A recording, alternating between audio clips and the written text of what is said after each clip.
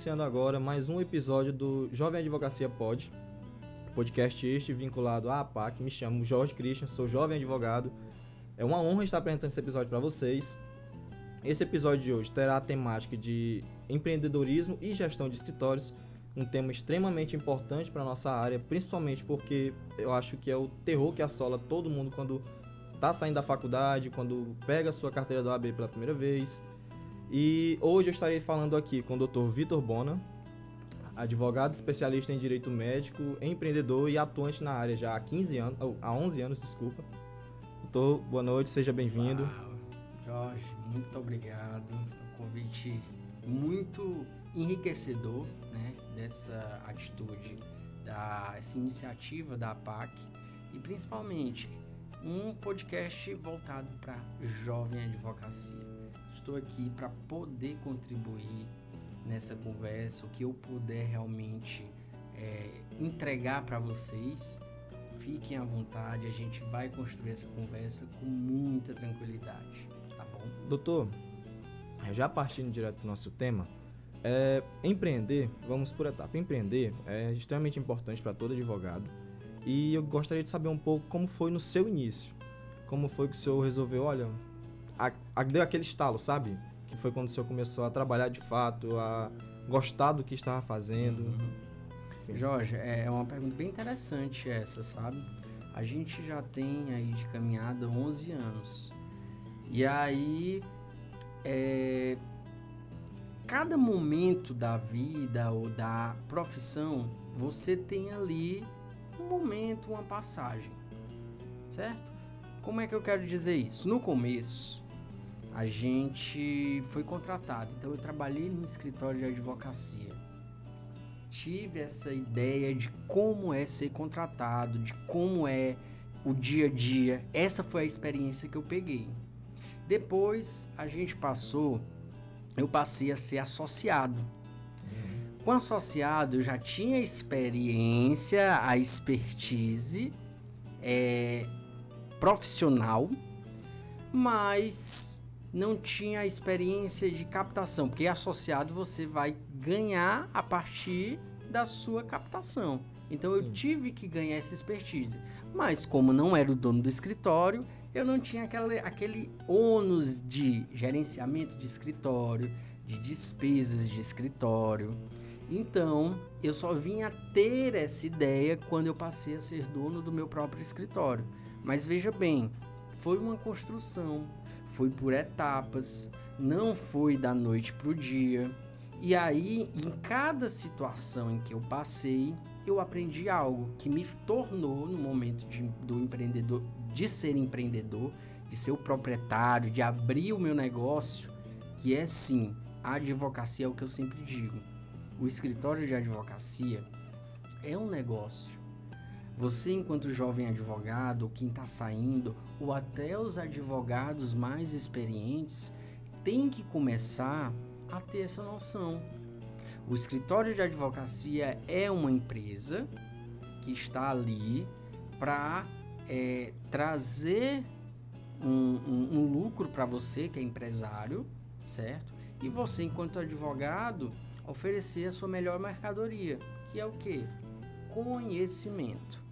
A gente vende conhecimento e tempo. São as duas moedas de venda do nosso trabalho. E quando eu passei a ser o proprietário do nosso escritório, foi que eu tive essa outra visão e tive que acordar para o empreendedorismo. Acordar para o empreendedorismo no sentido de quê?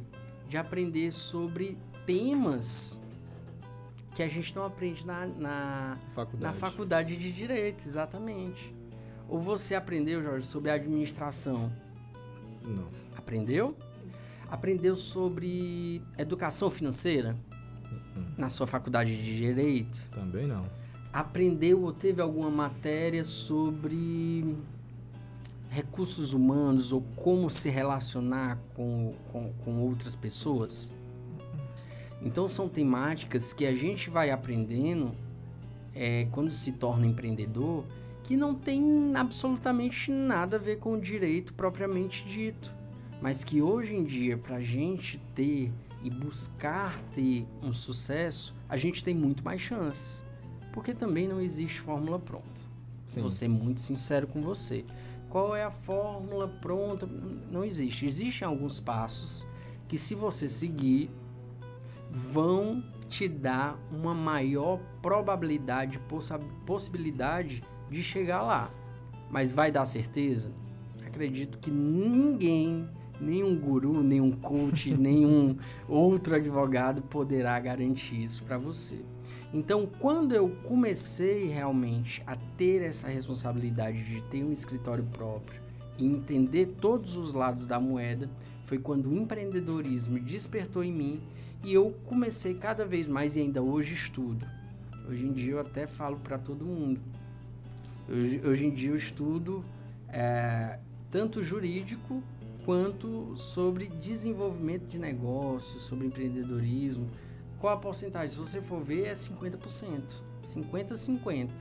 Então, por quê? Porque não basta ter só conhecimento jurídico. É essencial. Você deve estar em constante desenvolvimento. Mas hoje em dia, na dinâmica que nós vivemos hoje, esse outro 50%, que é esse conhecimento não jurídico, e isso também passa até por um desenvolvimento pessoal, um desenvolvimento de autoconhecimento, aprender habilidades que talvez você precisasse ter e não tinha, como controle emocional, maturidade emocional, como você realmente dividir o seu tempo, otimizar o seu tempo.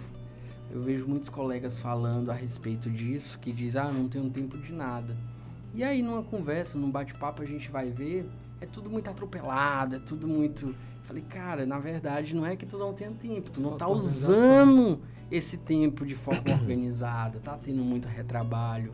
Enfim, então, a partir desse momento, quando a gente se torna o dono, e quando eu falo, até deixo isso muito claro, Jorge, aqui, quando eu falo se tornar dono de uma empresa, ou dono do seu negócio, não necessariamente é você ter um escritório físico, uma sede física.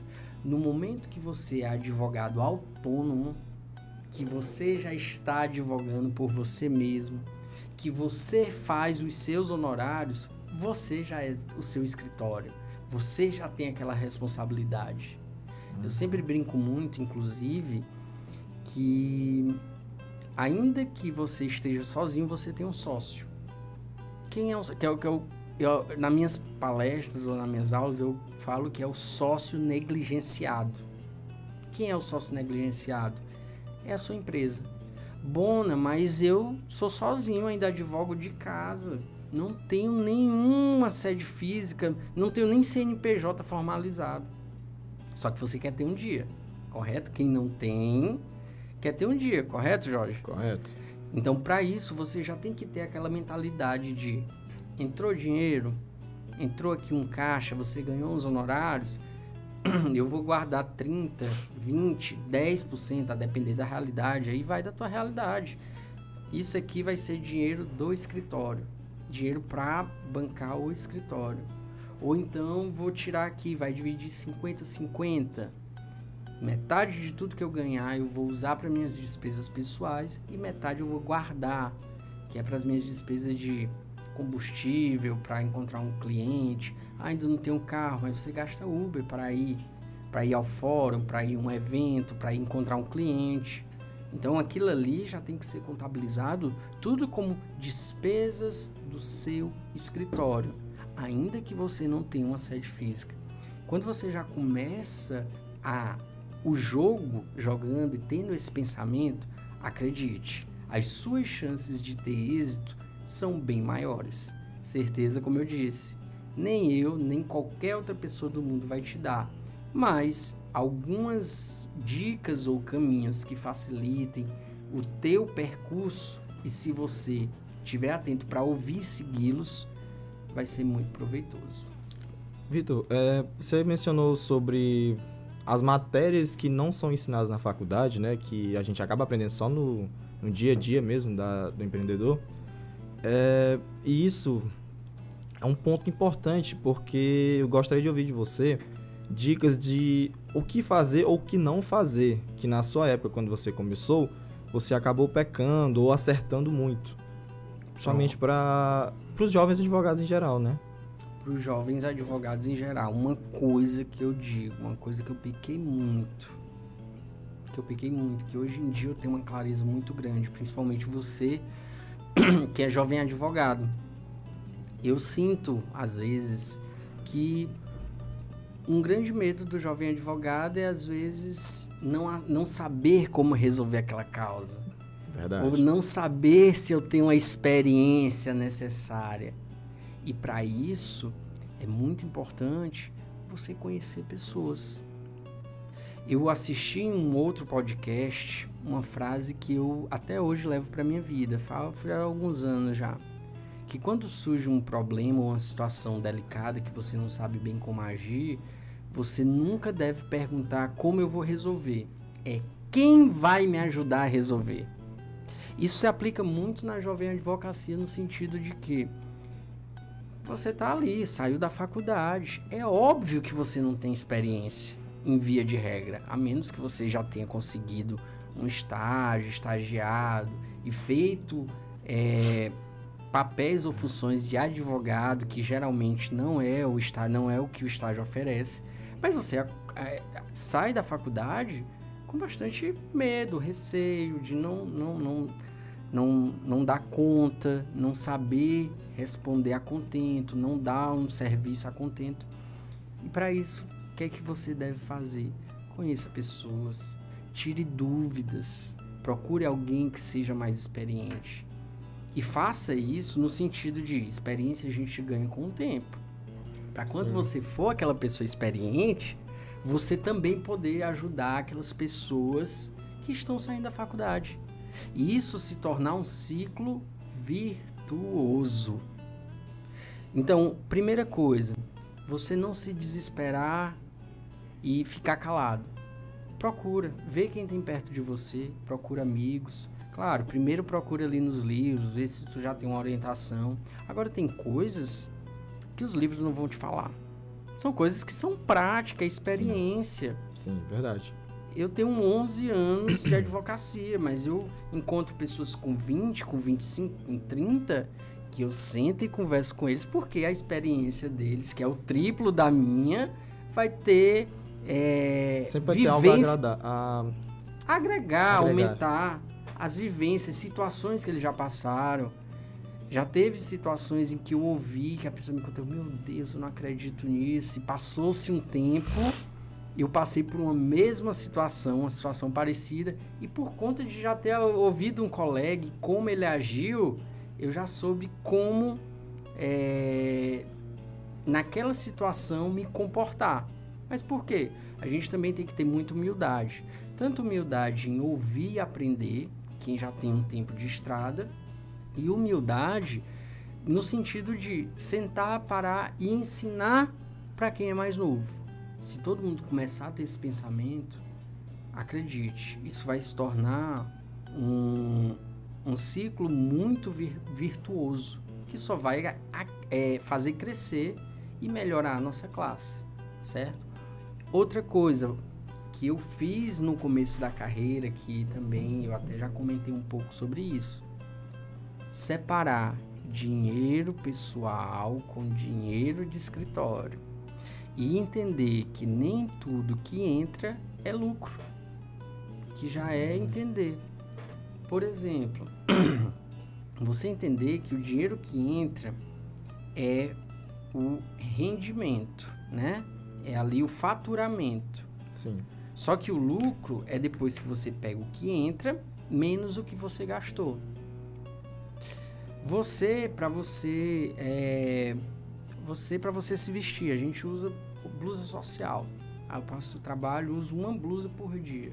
Essa blusa você precisa lavar, correto? Totalmente trocar também. Ou comprar outras. Então você tem, isso aí é investimento. Bom, eu não tenho escritório. Compra roupa para ficar aparentável, para ficar bacana, para atender teu cliente, compra. Isso é investimento, isso é gasto, não é gasto, isso é investimento no teu negócio, sim, no teu eu presa. Porque quando a gente começa, Jorge, não sei se você concorda, mas pelo menos comigo foi assim, Eu era o eu presa. No sentido de que eu era tudo dentro do escritório.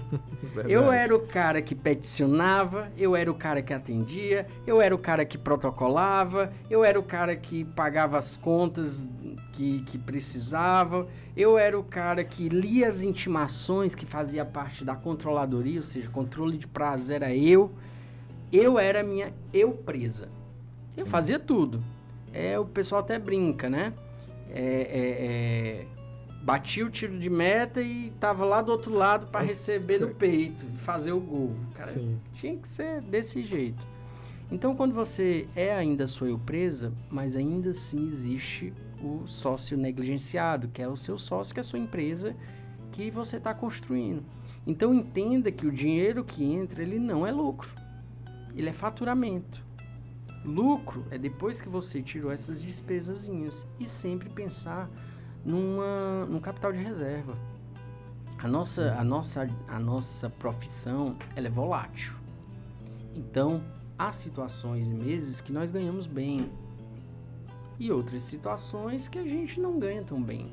Então, você também tem que ter esse autocontrole. Pô, ganhou um dinheiro lá bacana, guarda uma parte aqui para os próximos meses. Divide pelo menos nos próximos... O ideal, 12 meses. Mas está começando, é tudo bem aperreado. A gente sabe, pelo menos meu início foi assim. Sim. Cada causa era uma vitória, cada honoráriozinho fechado era uma comemoração. Comemoração. Não que já acontece sim, só que com o tempo vai virando, você vai ganhando experiência, sua cartela de cliente vai ficando maior, você vai ficando mais conhecido, vai tendo mais indicação. E, inevitavelmente, com o tempo, isso vai se consolidando. E eu quero lembrar, é com o tempo. Calma muita calma, todo mundo. Paciência. Acalma o coraçãozinho. Não tem ninguém que comece já sendo excelente. Eu li uma frase ontem que me representou assim, eu fiquei muito pensativo. Ela dizia o seguinte, Jorge. Antes de eu ser excelente, eu vou ter sido bom. Só que antes de eu ser bom, eu vou ter que ter sido ruim. Só que antes de eu ter sido ruim, eu vou ter que ter começado.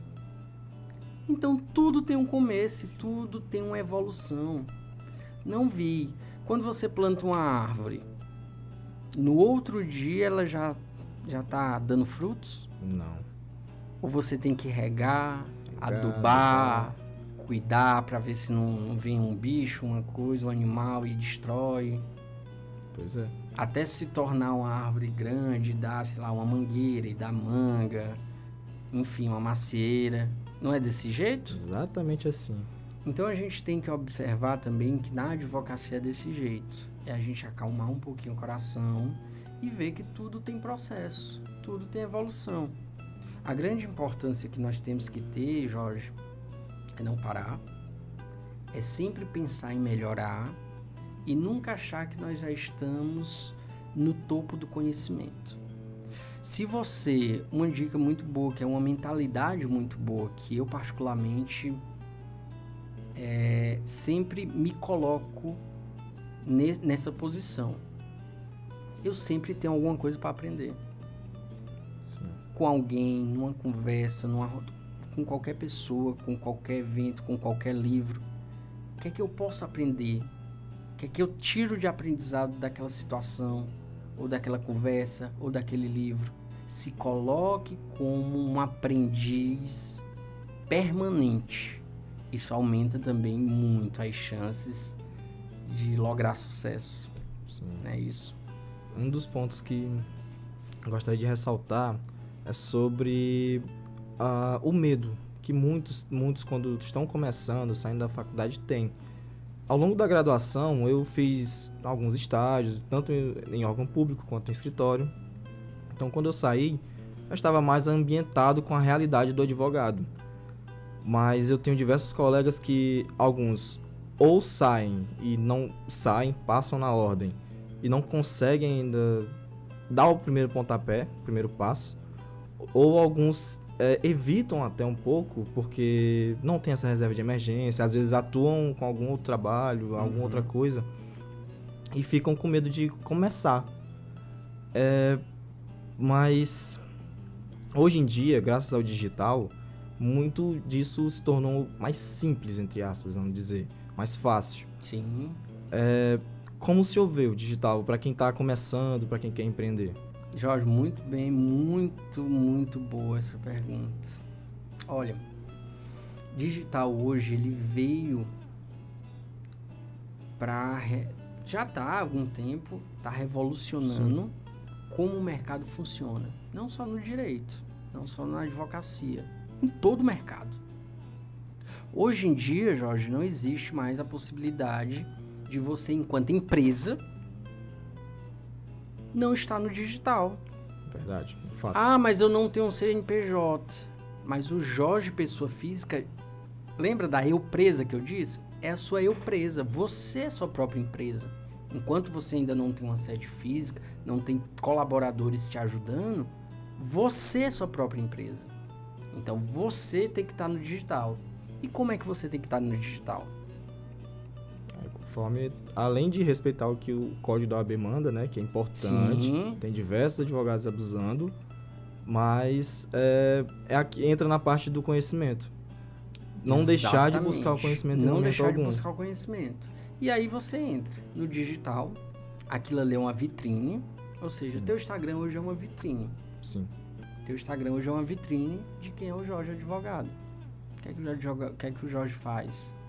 Eu até em uma certa palestra numa faculdade daqui de Teresina, com graduandos, eles estavam no 9º, 10º período.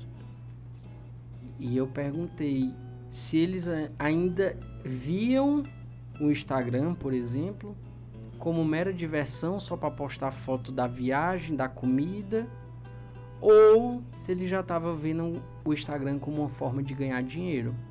Sim.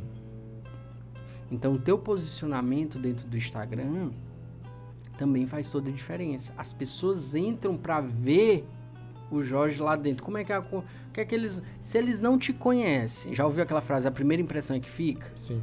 Se eu entro no Instagram do Jorge, o que é que eu vou ver lá? Qual vai ser a impressão? Você que está ouvindo podcast, faz esse exercício. Se eu não me conhecesse e entrasse aqui, qual seria a impressão que eu teria de mim? Isso é verdade. Ou pergunta se você tem amigos, bons amigos e amigos bem honestos. Faz esse exercício, mostra para 5 amigos honestos, amigos que te querem ver bem. Olha, eu agora quero investir na minha advocacia. Se você entrasse no meu Instagram agora, qual seria a imagem que eu passaria para você se eu quisesse te vender um produto, né, da advocacia, um produto Serviço jurídico, geral. um serviço jurídico? Você sentiria uma confiança em mim? Bona, mas mas eu ainda gosto de postar. Cara, não tem nenhum problema. O que você tem que ver é qual é a tua intencionalidade. Hoje em dia eu vejo o Instagram como uma forma de viabilizar o meu negócio. Eu vejo ele como um negócio. Eu não vejo ele mais como uma simples diversão. Apesar de que, vez ou outra, eu posto muitas coisas pessoais. Isso eu estou falando do meu Instagram pessoal, digamos assim. Que é o meu, que é diferente do CNPJ, da empresa, do escritório. É o meu. E claro, eu posto coisas pessoais, porque pessoas se conectam com pessoas. Tanto é que, por diversas vezes, as visualizações e os números do meu pessoal são bem maiores do que o do escritório. Por quê? Porque lá eu trago mais a pessoa, o humano, o bono humano. Sim. Entendeu? Então, as pessoas gostam de conhecer isso. Então, a primeira reflexão seria essa. Faz esse exercício. Pega e mostra para 5 colegas e faz isso. E o digital também tem uma outra pegada. O digital ele consegue te levar a lugares que no presencial talvez você não conseguiria chegar ou não chegaria com tanta facilidade. Então hoje eu consigo, sem sair de Teresina, fechar contrato em São Paulo, fechar contrato em Goiânia, fechar contrato em Minas Gerais, sem nunca ter ido para Minas Gerais, por exemplo. Não conheço. Já fui a São Paulo. Morei um tempo em Goiânia. Mas depois que eu me formei, que eu virei advogado, eu voltei em São Paulo, mas não para fazer negócio. Então ali é uma selva de pedra realmente, ali é uma loucura. Para eu me destacar seria no offline, ou seja, no boca a boca, seria algo realmente... Uma agulha no palheiro. Bela colocação. Então o digital permitiu isso. A partir do momento de você usar o digital para te prospectar. Hoje em dia há a possibilidade de você usar o quê? O tráfego pago é permitido. Houve durante um tempo essa discussão, podia, não podia. Já está pacificado. Pode sim, você pode usar o tráfego pago. Então, o digital ele veio. Eu acredito que a gente pode avançar bem mais em algumas liberações. A gente ainda tem um código de ética muito restritivo. É uma opinião minha. Eu acredito que dá para a gente abrir e oportunizar que as pessoas comecem a usar de uma forma mais marqueteira, claro, sempre resguardando a sobriedade. Sim. Eu sou uma pessoa que eu acredito que a gente sempre deve prezar pela sobriedade nas ações, nas publicações, sim, em qualquer âmbito. Mas eu acredito que a gente pode avançar e o caminho vai ser esse. Eu acredito que o caminho vai ser esse, de nós termos uma abertura maior no digital, no nosso código de ética. E você aproveitar isso. Porque a gente está passando por uma outra revolução, Jorge, em que, apesar de já estar muito difundido, a gente ainda está aprendendo a mexer no digital. Sim. Vai chegar um tempo, daqui a 5, 10 anos, que todo mundo vai saber mexer no digital. E não vai ser mais diferencial. Hoje em dia ainda é um diferencial. Você saber se posicionar no digital, você saber usar as ferramentas do digital, usar um tráfego pago, saber montar bem o seu Instagram esteticamente, produção de conteúdo, ainda é um diferencial. Daqui a 10 anos, cara, vai estar todo mundo fazendo, comum. Vai ser o comum. Você já não vai se destacar por conta disso. Aí para se destacar já vai ser uma outra situação que eu não sei ainda o que é, que talvez ainda não tenha sido criado, até porque há 10 anos atrás estava iniciando essa retomada de tráfego pago, de digital, Instagram, YouTube, enfim.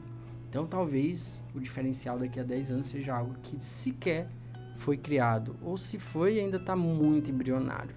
Mas o digital é algo que as pessoas não podem negligenciar. Sim. Até porque se torna o Instagram, hoje em dia, principalmente, que é uma rede social muito usada, se torna até um validador social. Por exemplo, quando você é convidado por um restaurante, você dá aquela olhadinha no Instagram para saber com certeza. Quais são os pratos. O local, os pratos, estacionamento, tudo. Você acha que teu cliente também não faz essa verificação? Faz. Opa, me indicaram o Jorge. Jorge de quê? Ele procura. Tá aqui. Não, somos. Sim.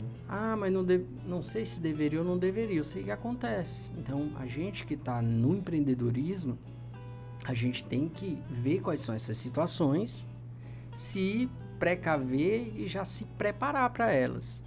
Então, não negligencie você que está ouvindo, nos assistindo, o digital. Mas, Bona, não sei nada de digital. Gente, tem muita coisa gratuita na internet. Sim. Dá para você ter uma boa base. Claro que depois de um tempo, vai chegar um momento que para você ter acesso a conteúdos mais profundos, você vai pagar. Porque a grande moeda da nossa década é conhecimento. Hoje em dia a gente está vendendo conhecimento, que é uma moeda que o advogado sempre vendeu. Inclusive eu digo que a nossa moeda, né, nosso mercadoria, digamos assim, o nosso produto, que é o conhecimento, ele está sendo muito valorizado mais do que nas últimas décadas foram. Porque hoje em dia Para você fazer qualquer curso, ter algo mais aprofundado, você tem que pagar.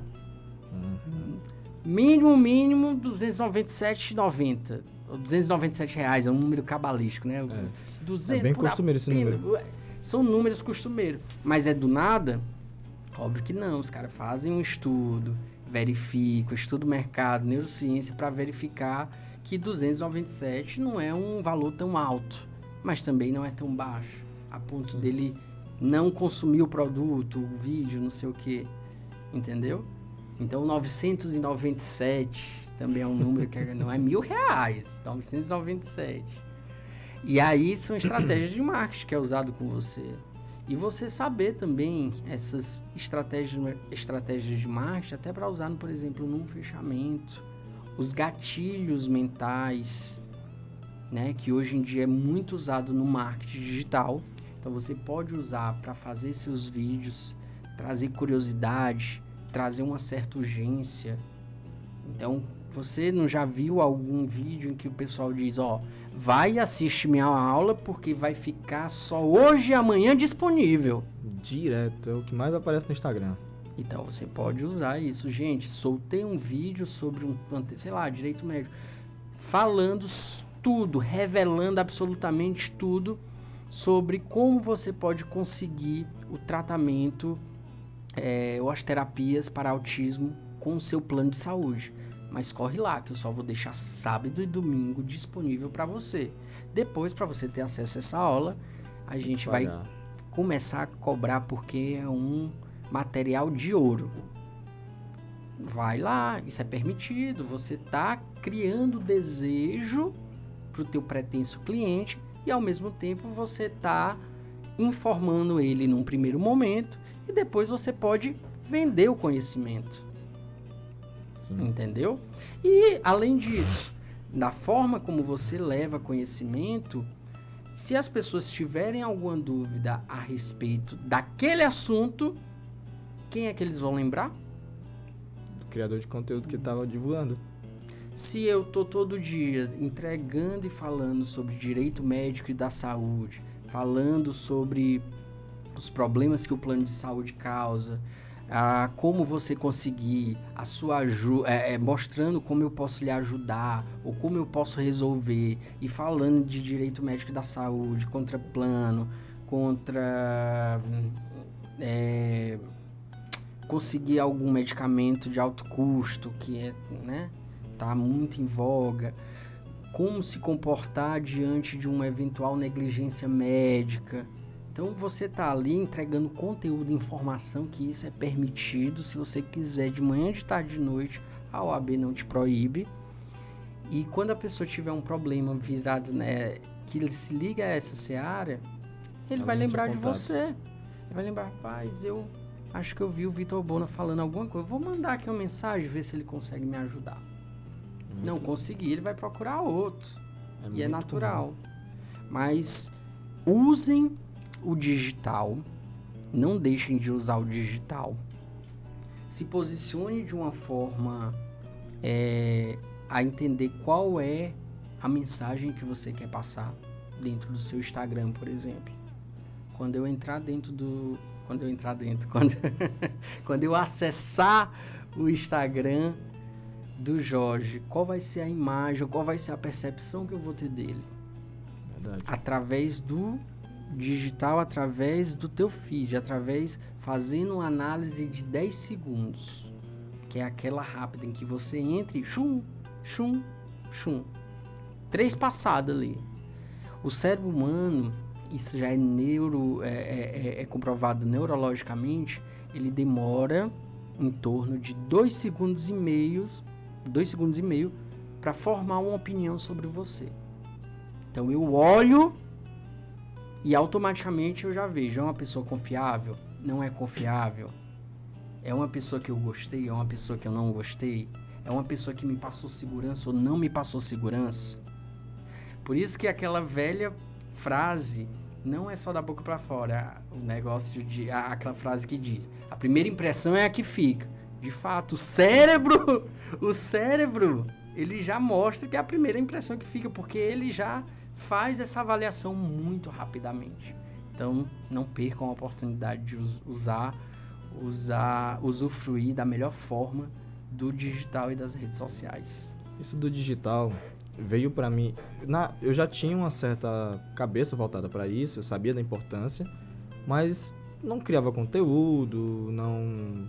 Enfim, minha rede social ainda era só pessoal. Mas uma vez atendendo um cliente, inclusive pelo digital também, conversei, fechei contrato, tudo. No final, doutor, qual o seu Instagram? Gostaria de ver suas postagens. Aí me veio o estado, meu Instagram não tem conteúdo sobre nada do meu trabalho. Então, de fato, é uma dica importantíssima essa da criação de conteúdo, do posicionamento. De entrar no digital de fato. E ainda voltando à questão de eu não sei o que postar, eu não tenho criatividade para isso, cara, é bem simples. Você pode buscar o que tá na lei. Você pode pegar aspectos relevantes que para você é relevante na lei e botar uma postagem simples. Olha, segundo a lei tal, fulano assim assado pode receber isso, aquilo, outro.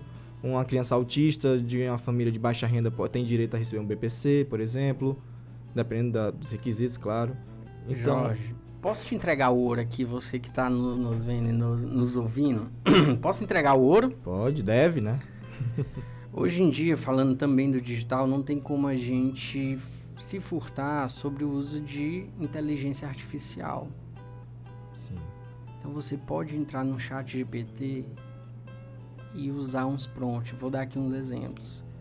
Previdenciário ou então direito médico. Haja como se você fosse um advogado em direito médico com 20 anos de experiência e analise quais são as principais dores ou quais são os principais problemas que o direito médico e da saúde resolve.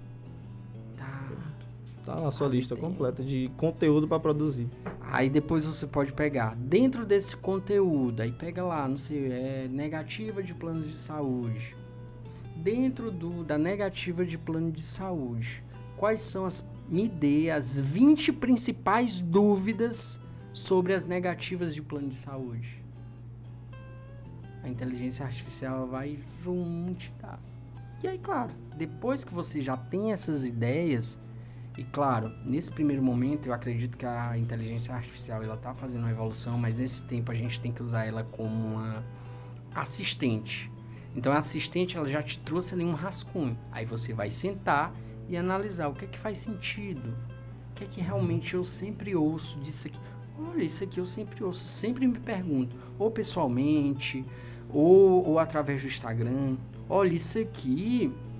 Caramba, toda vez que eu falo sobre isso, as minhas visualizações aumentam. Olha, isso aqui é algo que é muito interessante e importante, mas quase ninguém fala. Então, poxa, isso aqui é uma curiosidade que eu não vi. Busque e assista outras pessoas que estão criando conteúdo no mesmo nicho que você. Ah, mas é para imitar? Não, é para pegar uma ideia. Uma ideia de filmagem, um modelo, algo que ela falou que geralmente não se vê muito e sendo postado, sendo comentado, você, essa é uma ideia legal, é conhecimento, vou falar também para as pessoas que me assistem. Por quê? As pessoas que assistem a pessoa A não são as pessoas que te assistem. Vez ou outra pode ter que assiste vocês dois, mas via de regra, cada pessoa tem o seu público. Então, o que você vai postar, geralmente vai para o seu público, num primeiro momento. E vez ou outra, acontece o que a gente chama da viralização. Fura a bolha. Que fura a bolha, mas esse não é o comum de acontecer. Sim. Veja bem, esse não é o comum. O comum é você ter aquela comunidade que sempre te assiste. Geralmente vai ser as mesmas pessoas. Então, se você pegar uma ideia muito boa do colega e fizer o teu conteúdo com o teu jeito, por favor, pelo amor de Deus, não copiem, gente. Tem gente, eu já vi conteúdo que até as pausas, até a piada é a mesma. Não, gente, é uma ideia. Isso aí não tem problema nenhum. Você pegar uma ideia do outro. E aí você bota o seu jeito. Até porque quem te assiste, quem tá lá no teu Instagram, tá por você. Tá, porque eu gosto de ver o Jorge, sou amigo do Jorge, eu gosto do jeito do Jorge. Até porque também tem vários advogados, senão vários advogados atuando no mesmo nicho. E cada um, o que faz a diferença é o jeito de cada um, é a forma de atendimento, é a personalidade. Então, pelo amor de Deus, gente, olhem, vejam, copiem qual o assunto, mas deem o seu toque, façam do seu... É só a ideia ali, só a ideia de conteúdo. Peguem a ideia, mas discorram da sua forma, pelo amor de Deus. Da sua forma, que não tem problema nenhum. Viu, Jorge? Mas o digital hoje em dia não tem realmente como você fugir disso. Vitor, aproveitando ainda também, voltando já, indo em direção à questão da gestão, em que momento, por exemplo, na sua opinião, para um jovem advogado, ele começou a ter sua carteira de clientes, a sua empresa começou a dar lucros, em que momento ele deveria, por exemplo, abrir um escritório físico? Ou se, em alguma hipótese, por exemplo, se ele atua só no digital, não vale a pena abrir um escritório físico? Vai de caso a caso. Vai de caso a caso. O certo já é possível você rodar um escritório totalmente digital. Isso lá para o Sudeste é muito comum. Muito comum. Não existe mais uma empresa física em que tem a sede, como nós temos aqui. Enfim, lá tem escritórios rodando totalmente digital, em que 5, 10 funcionários, em que cada um trabalha na sua casa, home office.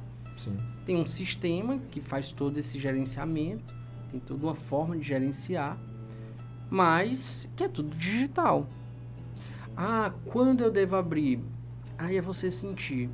Por exemplo, aqui no Piauí, aqui na nossa cidade, no nosso estado, a gente ainda tem essa cultura. Sim. A gente ainda tem essa cultura de ter um espaço físico, de perguntar, onde é que fica seu espaço? Ou onde é que fica seu escritório? Sim. É muito costumeiro isso. Eu quero ir lá. Mas é porque a gente vive uma outra vida, ainda é uma vida bem pacata comparado, por exemplo, São Paulo, conversando com os colegas de lá, por que dá muito certo?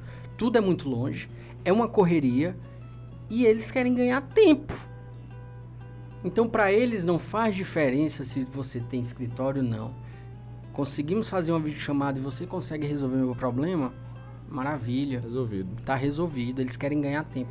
Aqui não, a gente ainda tem... A gente é nordestino, ainda tem muito de conhecer a pessoa, de lidar, de ter esse contato, né, humano mais próximo, de ter... Como nossa cidade é muito tranquila, digamos assim, a gente consegue ir da Zona Leste para a Zona Sul em 20 minutos, 30 minutos, se não for tempo de pico, se não for horário de pico. Então você atravessa a cidade em 20 minutos, meia hora. Lá, se duvidar, em 20 minutos, meia hora em São Paulo, você não sai de um bairro. Percorreu 2 quilômetros. 2 quilômetros. Então, assim, não tem um momento certo e um momento errado. Vai da tua experiência, da tua vivência, do momento de vida. Agora, se você for abrir um escritório físico, sempre coloque na ponta do lápis os gastos que você vai ter com esse escritório. É aluguel? Ou você já tem um ponto comprado? Não, é aluguel. Então, aluguel todo mês, água todo mês, luz todo mês, insumo do escritório. Sim. É o quê? Um cafezinho, açúcar, um suco, um negócio, porque o tratamento é diferencial. Sim. Então, se você vai receber alguém na sua casa ou no seu escritório, você tem que ter pelo menos um cafezinho ali, numa cafeteira, ou um suco, ou uma água, um negocinho para tratar bem o cliente, correto? Pelo menos assim é a minha visão. Então você tem que botar isso como gasto, que é o que? Quando você está trabalhando em casa, você não tem esses gastos não. Entendeu? Sim. Então você tem que sempre observar isso e botar sempre na ponta do lápis. Mas não tem um momento. É você observar em que momento da vida você está, em que momento da carreira você está. E se você achar que é positivo e financeiramente der para você, abra. Ou então, não, eu necessito para poder crescer um pouco mais no negócio. Começa aí fazendo um cowork, compra ou aluga, divide uma sala com um colega. ainda que não sejam sócios cada um, você tem seus clientes e ele tem os clientes dele. Vocês vão ser só sócios de despesas, ou seja, a gente só divide as despesas, o aluguel, a água, a luz, os insumos, o cafezinho, açúcar, mas os meus clientes são meus, os seus clientes são de você, são seu. Certo. Isso acontece muito, eu já vi muito acontecer e conversado desde o início. Vocês ficam com uma sala, um local, um ponto físico de atendimento, bota o nome dos dois, 2 placas, certo? E com os custos bem menores. Mas não tem uma regra e um momento certo. É realmente avaliar a situação, caso concreto. Cara, Vitor, a conversa é extremamente enriquecedora. Muito obrigado pela sua participação. Vou aderir a diversas dicas dessa conversa, viu? Que bom, meu irmão. Porque, de fato, são muito importantes, principalmente para a época que nós estamos vivendo em geral. E, gente, estamos encerrando agora esse episódio. Não esqueçam de seguir as redes sociais da PAC, do Dr. Vitor Bona, estarão todos na descrição. A minha também, claro. E é isso. Espere por mais episódios. Curtam, compartilhem, divulguem sempre que possível. E até a próxima, pessoal.